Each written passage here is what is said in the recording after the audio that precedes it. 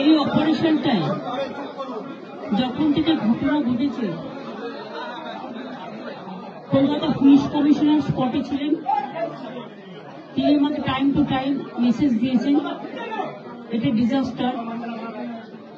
Mayor নিজে স্পটে ছিলেন, তিনি আমাকে মেসেজ দিয়েছেন।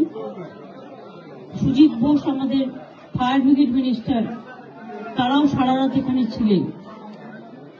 আপনারা জানেন এগুলো খুব কনজেস্টেড এরিয়া, আর এটা আজকে তৈরি হয়েছে তা নয়। এরিয়াগুলো বছরের পর বছর ধরে, শ বছর ধরে তৈরি হয়েছে। তবে কিছু বাড়ি তৈরি করে যারা প্রমোটাররা, একাংশ, সবাই নয়, তারা তৈরি করার আগে নিশ্চয়ই ভাববেন তার আশেপাশে যে গরিব মানুষগুলো আছে তাদের যাতে কোনো ক্ষতি না হয়। এবং একটা বাড়ি তৈরি করতে গেলে শুধু আমি একটা 6 তলা বাড়ি তৈরি করে দিলাম, এটা আমার কাজ নয়। বাড়িটা যাতে মজবুত হয় এবং আইনত সেটা স্বীকৃতি কিনা, অফিসিয়াল পারমিশন পেয়েছে কিনা, সেটার ওপরও নির্ভর করে। আমি মেয়রকে জিজ্ঞেস করছিলাম যেটা অফিসিয়াল পারমিশন দিয়েছে কিনা, ও বলল না।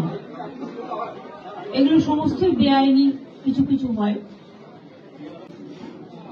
ইল্লিগাল যে কাজগুলো কেউ যদি করে থাকে তার বিরুদ্ধে অফিসিয়াল অ্যাকশন নেওয়ার জন্য আমি প্রশাসনের কাছে অনুরোধ করব। আর যে পরিবারগুলো আজকে অসহায় হয়ে গেছে তাদের পাশে তো সরকার দাঁড়াবে, এবং ডিজাস্টারে সরকার অলওয়েজ হেল্প করতে পারে, অফিসাররা করে দেবেন। এবং যাদের বাড়িঘরগুলো ভেঙেছে গরিব লোক, তাদের বাড়িঘরগুলো অফিসারদের আমি বলবো দেখে নিতে। কমিশনার আছে, কমিশনার এটা দেখে নেবেন।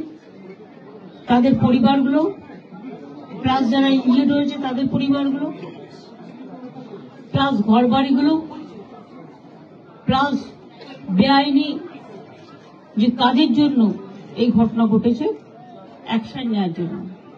এই কথাগুলো আমি বলে গেলাম।